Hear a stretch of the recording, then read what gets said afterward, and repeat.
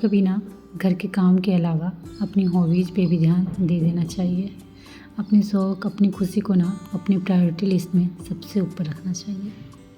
तो hi everyone, welcome back to my channel. कैसे हो आप सब? उम्मीद करती हूँ कि आप सब बहुत अच्छे होंगे। तो अक्सर सुबह सुबह कोशिश करती हूँ ना कि जिन कामों से मुझे बहुत ज़्यादा खुशी मिलती है, जो काम करने से मेरे चेहरे पे एक बड़ी सी स्माइल आ जाती है, उसी चीज़ों से, उसी जगह से अपने काम की शुरुआत करूँ। तो आजकल मेरे दिन की शुरुआत होती है इन पौधों के साथ। पहले थोड़ा सा टाइम मैं इनके साथ स्पेंड कर लेती हूँ, उसके बाद लगती हूँ अपने घर के कामों में। पता नहीं, इनकी केयर करने के बाद ना एक अजब सी एनर्जी आ जाती है, चेहरे में एक बड़ी सी स्माइल आ जाती है, जो मुझे काफ़ी एनर्जेटिक करती है घर के कामों को सही ढंग से करने में। और सबसे अच्छी बात है ना कि जिस चीज़ों से आपको खुशी मिलती है, जिनकी वजह से आपके चेहरे में एक बड़ी सी स्माइल आ जाती है ना, अगर वो सारी चीज़ें आपके आसपास हो ना, तो आपका पूरा दिन अच्छा जाता है, बहुत अच्छा फील होता है। घर की एनर्जी है ना बिल्कुल पॉजिटिव सी रहती है। और एक तरीके से बोलिएगा ना तो पूरे घर का बागडोर हमारे ही हाथ में होता है। तो अगर हमारा मन शांत है ना, तो हमारा पूरा घर भी अच्छे से चलने वाला है। और अगर हमारे मन में थोड़ी सी भी हलचल हुई रहती है ना, तो उसका असर घर में कहीं ना कहीं दिखता ही है। तो इसलिए अपने मन को ना शांत करना बहुत ज़रूरी होता है, और उसके लिए सबसे पहले आपको खुश होना ज़रूरी है। तो अगर घर के काम सही ढंग से करने हैं, घर को सही ढंग से चलाना है ना, तो अपने आप को शांत और खुश रखना बहुत ज़्यादा ज़रूरी है।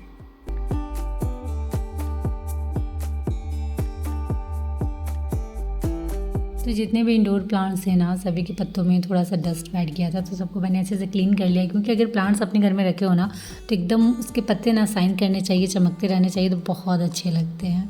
और जितनी अच्छे से केयर आप अपने प्लांट्स की करोगे ना, उतने अच्छे से वो ग्रो भी होते हैं।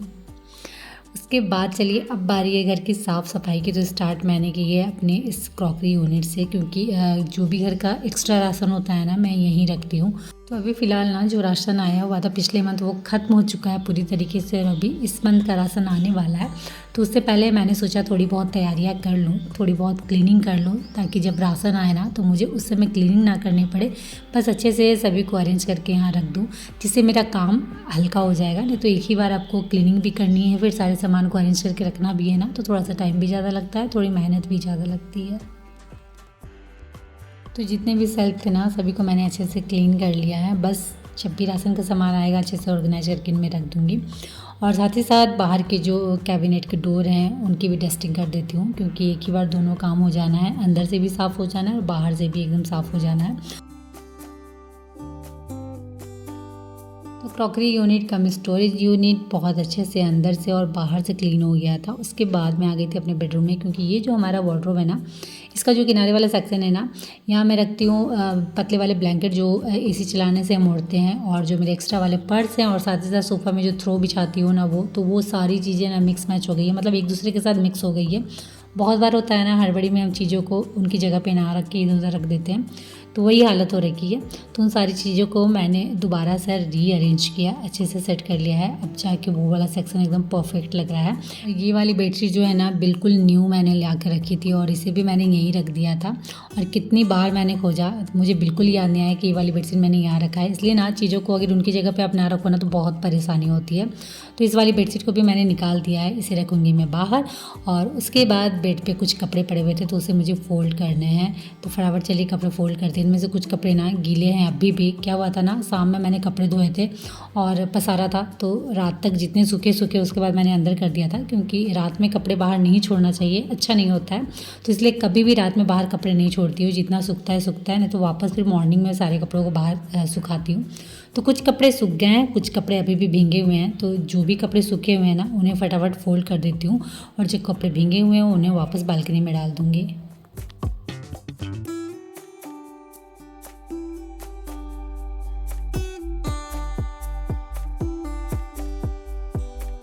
तो ये जितने भी कपड़े थे ना, सभी को मैंने फ़ोल्ड कर लिया है, और ये सारे कपड़े डेली यूज के हैं, तो इन्हें रखती हूँ इनकी जगह पे।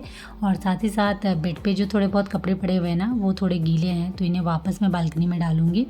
और सुबह सुबह इस वाली बालकनी में जो मॉर्निंग की धूप है ना, वो बहुत अच्छी आती है, तो कपड़े फटाफट सूख जाने हैं। बस हल्की सी धूप लगेगी और सारे कपड़े सूख जाने हैं। तो जितने भी गीले कपड़े थे ना, सभी को मैंने बालकनी में डाल दिया। और अब चलिए चलते हैं घर के जो बचे हुए हिस्से हैं ना, उनकी साफ़ सफाई कर लेते हैं, खासकर किचन किचन में मैंने मॉर्निंग में सिर्फ नाश्ता बनाया और उसके बाद किचन जैसा का तैसा पड़ा हुआ है और काफ़ी गंदा दिख रहा है, क्योंकि जब काउंटर टॉप में ज़रूरत से ज़्यादा चीज़ें भरी पड़ी हो ना और सिंक में जूठे बर्तन पड़े पड़े हुए हैं तो किचन गंदा लगना ही है। और ये दोनों चीज़ें मेरे किचन में हो रखी है तो फटाफट मुझे इन्हें क्लीन करना है। लेकिन उससे पहले जो थोड़े बहुत राशन बचे हुए थे ना उनको मैं उनके डब्बों में डाल देती हूँ, नहीं तो ऐसे प्लास्टिक में रखे हुए हैं ना थोड़ा बहुत गिरने का डर रहता है, तो इसलिए फटाफट इनके डब्बों में इन्हें पहले डाल देती हूँ, इन्हें अरेंज कर लेती हूँ। और उसके बाद किचन सिंक में ना आज बहुत ज़्यादा बर्तन भरे पड़े हुए हैं जिन्हें मुझे फटाफट क्लीन करना है। देख के मुझे बिल्कुल अच्छा नहीं लग रहा है और ना चाहते हुए भी ना सुबह सुबह बहुत सारे बर्तन जमा हो जाते हैं, चाय नाश्ता सभी के बर्तन होते हैं, तो इन सभी को फटाफट मैं क्लीन करती हूँ ताकि जो सिंक वाला एरिया है ना थोड़ा साफ़ सुथरा लगे, थोड़ा अच्छा लगे। और जब भी घर के इन सारे कामों को मैं आप लोग के साथ शेयर करती हूँ ना, आप में से अधिकांश का मैसेज आता है कि दिया आप एक हाउस हेल्पर रख लो, आपको आसानी होगी। लेकिन क्या होता है ना, कई बार मैं भी ये सोचती हूँ कि रख ही लिया जाए, लेकिन फिर कुछ चीज़ें ना दिमाग पे आ जाती है तो फिर इग्नोर कर देती हूँ। जैसा कि एक तो यहाँ हाउस हेल्पर बहुत मुश्किल से मिलती है और दूसरी चीज़ है कि आप अगर खुद से अपने घर को क्लीन कर रहे हो ना तो आपको वैसे ही चाहिए कि जो हाउस हेल्पर हो वो आपके घर को भी वैसे ही क्लीन करे, जो कि होता बिल्कुल नहीं है, आपको वापस से लगना पड़ता है।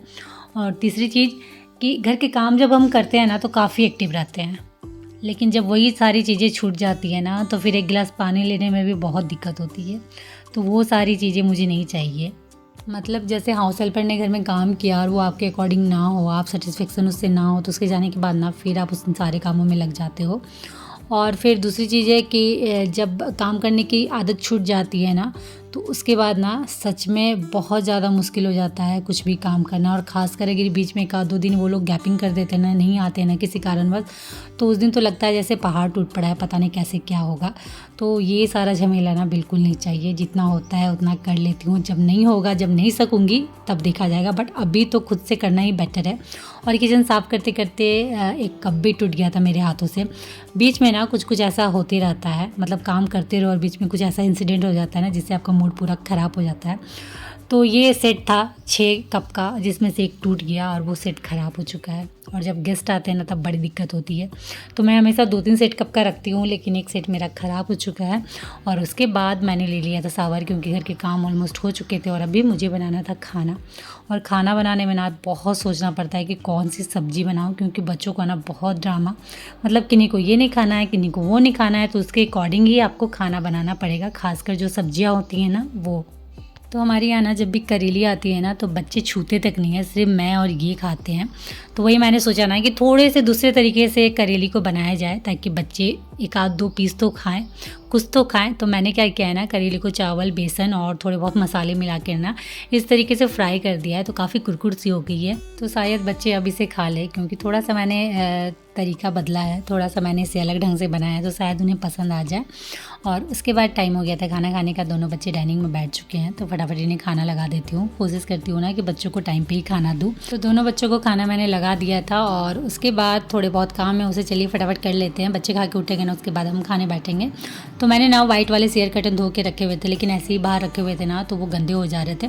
तो मैंने सोचा ना ये वाला जो कार्टून बॉक्स है ना उसमें अच्छे से फोल्ड करके रख देती हूँ, ताकि ये डस्ट से बचे भी रहे और साफ़ सुथरा भी रहे। कई बार क्या होता है ना कि जब स्टोरेज कम होता है ना और चीज़ें एक्स्ट्रा रह जाती है बाहर, तो उन्हें रखने के लिए ना थोड़ा बहुत जुगाड़ करना पड़ता है, थोड़े बहुत तरीके खोजने पड़ते हैं, जिससे जो आपकी चीज़ें हैं ना वो सेफ भी रहे और सही ढंग से भी रहे, ताकि जब आप दोबारा उसे यूज़ करो तो वो वापस से नए जैसे लगे।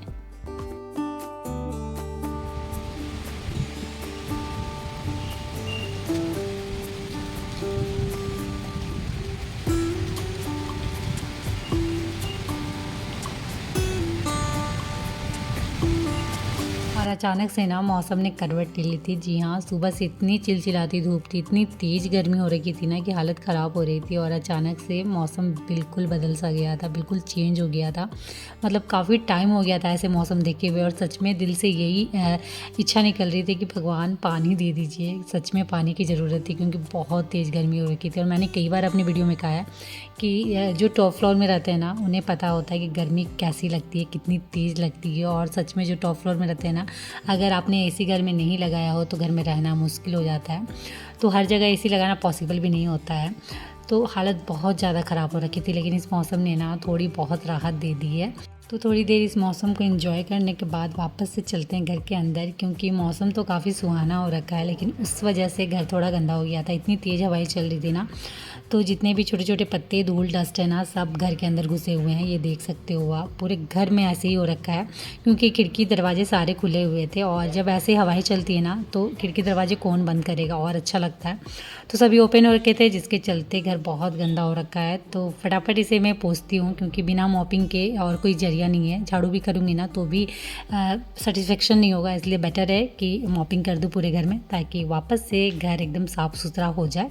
तो चलिए फ्रेंड्स, इसी के साथ इस ब्लॉग को भी मैं करती हूँ यहीं एंड, और आप लोगों से मिलती हूँ नेक्स्ट ब्लॉग में। तब तक के लिए बाय, और उम्मीद करती हूँ कि आज का ये ब्लॉग आप सभी को अच्छा लगा हो। तो अच्छा लगा हो तो फटाफट लाइक करिए, शेयर करिए, और ये चैनल में नए होना तो फटाफट चैनल को सब्सक्राइब जरूर कर लीजिएगा। तो चलिए आज के लिए इतना ही, मिलते हैं नेक्स्ट ब्लॉग में। तब तक के लिए बाय, और आप सब अपना ख्याल रखिएगा।